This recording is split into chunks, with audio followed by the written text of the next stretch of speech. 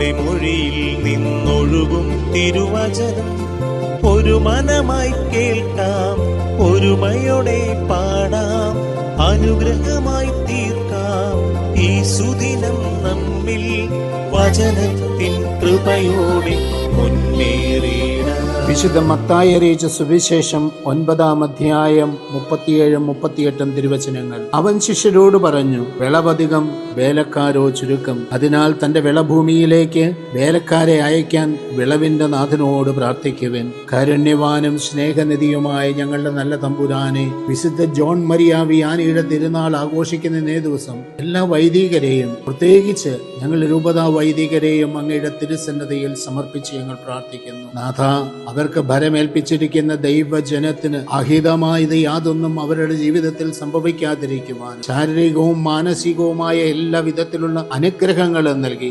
ആയുരാരോഗ്യങ്ങൾ നൽകി അവരെ അനുഗ്രഹിക്കണമേ എന്ന് ഞങ്ങൾ പ്രാർത്ഥിക്കുന്നു. നമ്മുടെ കർത്താവ് ഈശോ മിശിഹായുടെ കൃപയും പിതാവായ ദൈവത്തിന്റെ സ്നേഹവും വിശുദ്ധാത്മാവിന്റെ സഹവാസവും പരിശുദ്ധ അമ്മയുടെയും നീതിമാനായ മറിയൂസേപ്പിന്റെ മധ്യസ്ഥവും സകല മാലാഖമാരുടെയും സകല വിശുദ്ധരുടെ സംരക്ഷണവും നൽകി സർവശക്തനായ ദൈവം നിങ്ങളെ ആശീർവദിച്ച് അനുഗ്രഹിക്കട്ടെ, എപ്പോഴും എപ്പോഴും എന്നേക്കും.